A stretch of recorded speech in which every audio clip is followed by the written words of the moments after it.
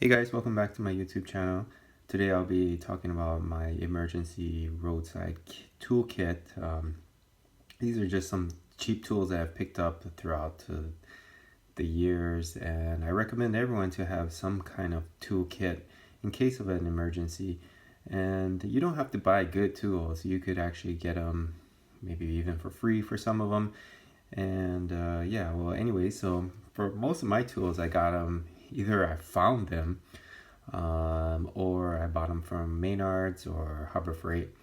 And so here we go. So first tool kits that I have here are the pick set. This is actually a snap-on one that I have found while I was at work. So it's kind of good. But these Harbor Freight one works fine too. I've used them for some times when I had to take out those plastic pins.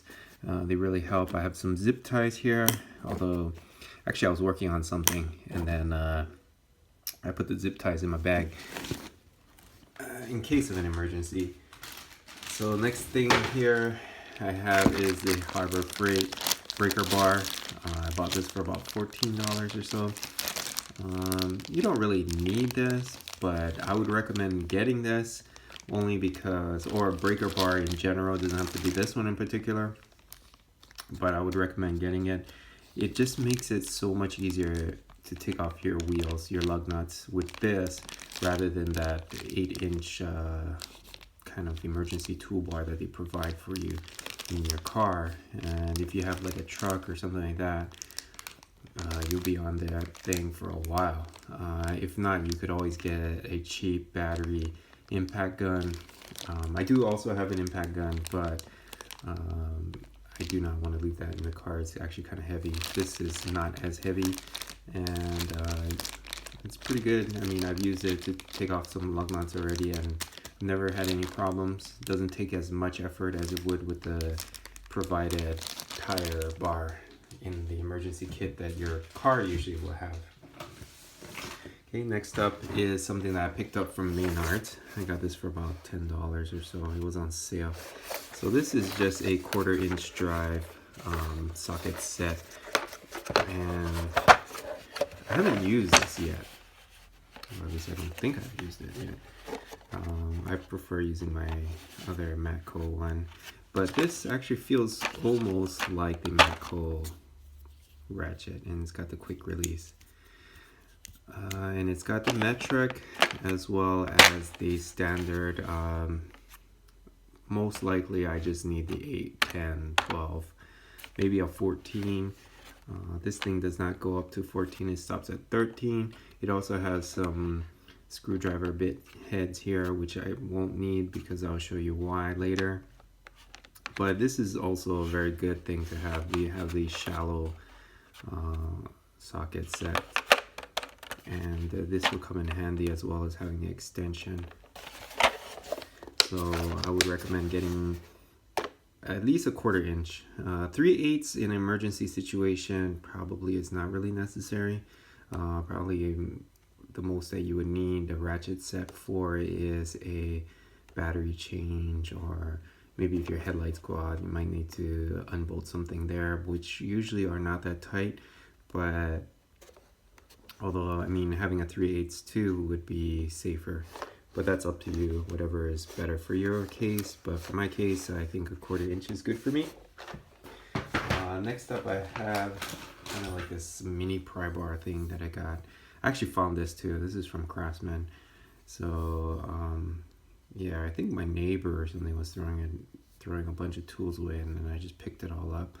So I don't know why I have this for. Maybe I was thinking that if I ever had to help somebody, if I needed to take off the hubcaps, I could use this and to help pry the hubcaps off. But I've never actually used this, and I have no real use for it because if it's for brakes or something like that, I have my own brake things. Okay. Next up is this thing here. This is a cable, an OBD2 cable that can be used to save your memory. So I have a JNC Air battery jumper, and it's got the 12 volt which I can just plug it in and then use this in to plug into the OBD2 port, and I can use it to save the memory. Nowadays, a lot of the new cars, they will idle funny after you replace the battery, so it's good to have something like this. If you have an older car, probably does not matter much. Some of the Hondas though, even some of the older Hondas, they have a thing where if you disconnect the battery, you're going to need a password for your radio. So using this memory pack will actually solve that issue. Yeah, it's something to think about having if you guys ever go into that deep of repairs. The other thing here, I picked this up. Actually, I bought this for some other purpose, but I didn't really need it in the end.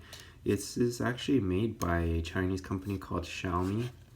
So it's just a screwdriver set. I bought this actually from AliExpress. I think I got it for about $15 or so. So it's just a screwdriver thing, and it's got bits for the Phillips, the flatheads, as well as the Torx and tamper-proof Torx. And it's got some other ones here, which I'm not sure what they're used for. If you know what they are, like this little fork here, I have no idea. I've never actually had a use for this kind of thing. But if you have an idea what they could be used for, you can always leave it in the comments below. So this, I just got this just because I just thought it looked cool at the time, so I just purchased it. It wasn't that expensive, and I just wanted to see what it was like. I have no real use for it now. Maybe in the future I will have a use for it, but since I don't have a direct use for it, I just leave it in my emergency toolkit.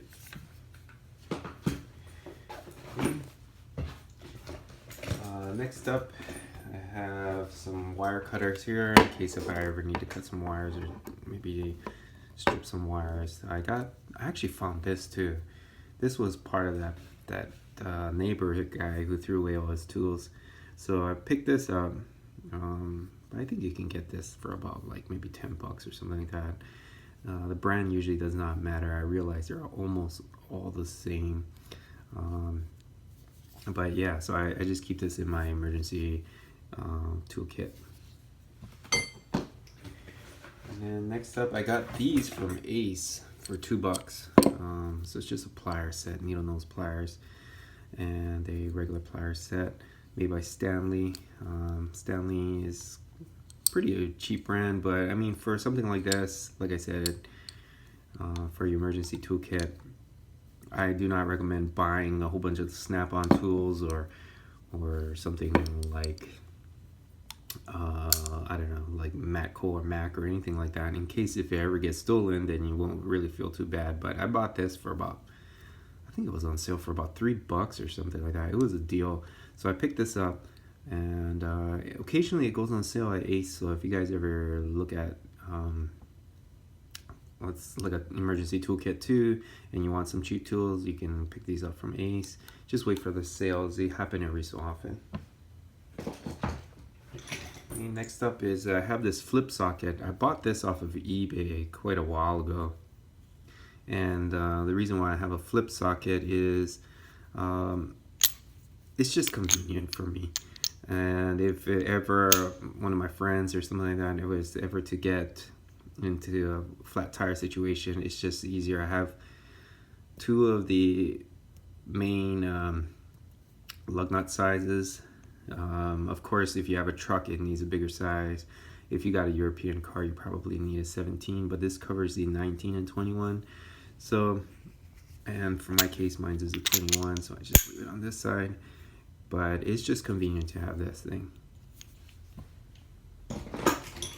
Okay, next up I have here is a 1/4 inch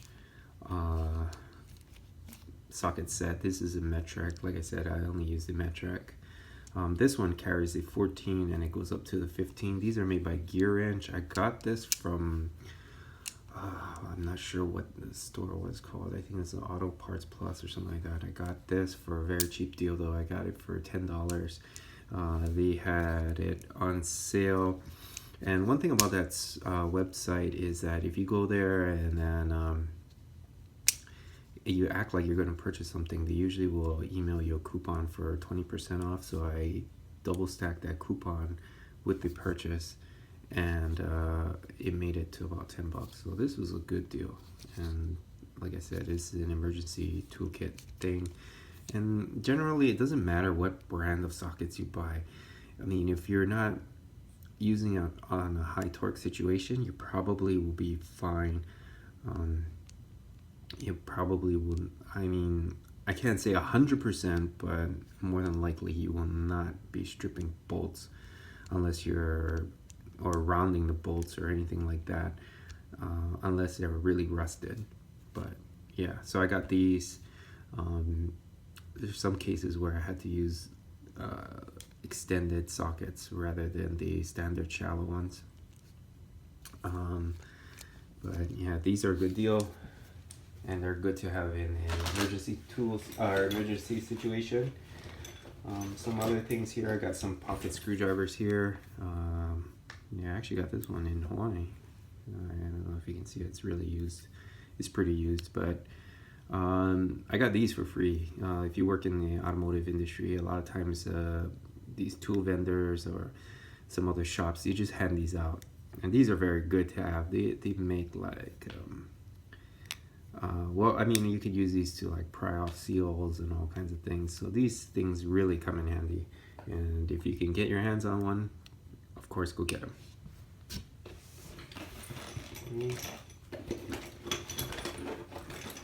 Next up, I have the Harbor Freight screwdriver. I got this also for free. It's just something that I just put in there since it's free. I got a whole bunch of these, so I recommend anyone, if you can get it for free, go get it. And next up is this tool nut driver. It's a very cheap one. It's nothing special. I got this from a toolkit that had a, I think it was like a flat tire toolkit air pump thing,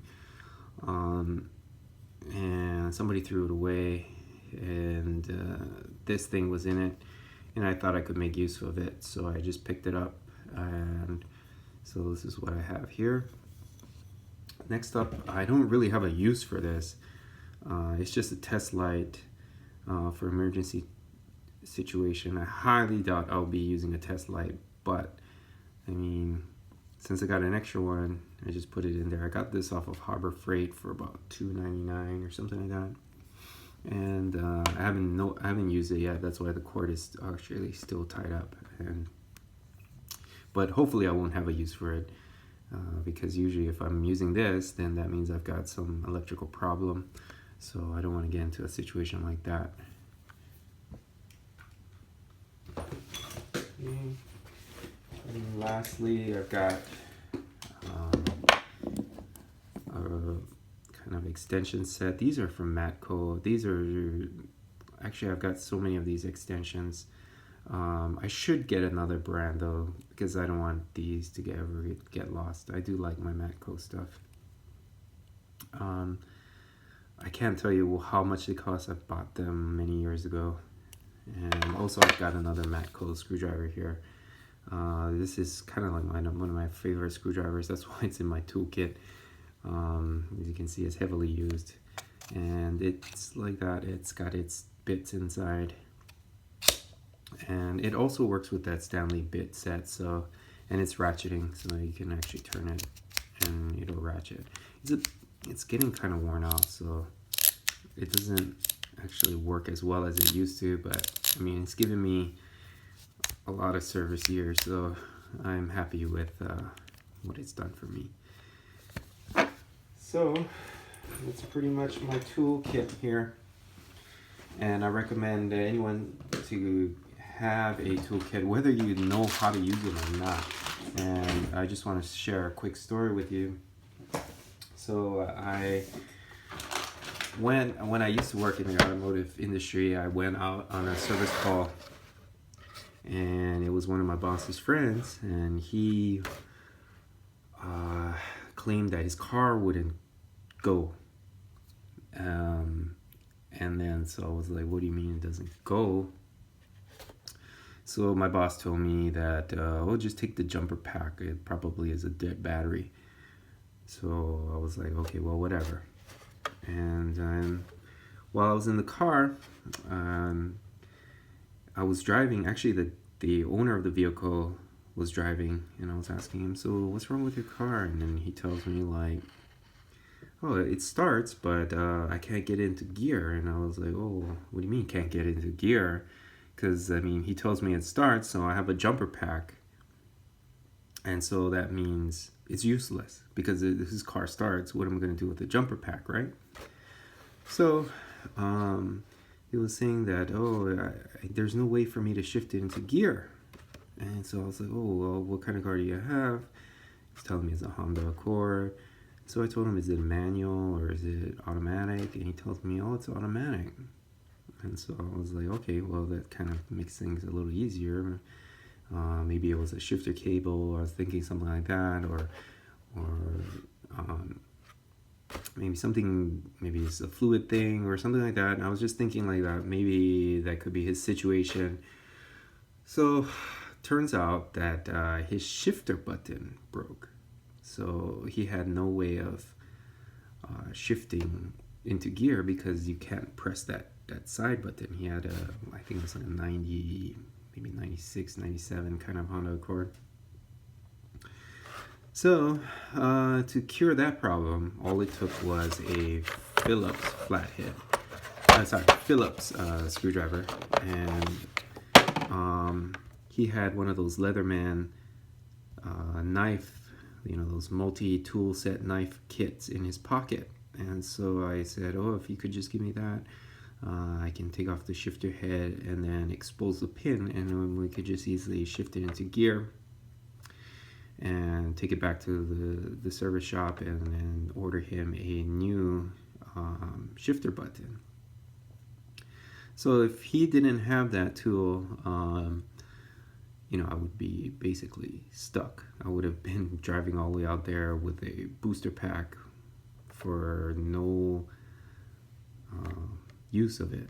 So that's why it's always good to have a small toolkit, something just as simple as this. I mean, just having this tool set here is probably more than enough for a lot of people, and you probably don't need as many tools as me.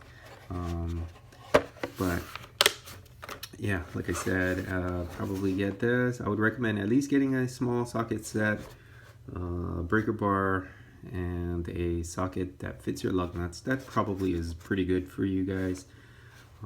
But of course, maybe some people have more, some people have less. You can always tell me what you would recommend, and then maybe I can throw it in my tool bag too.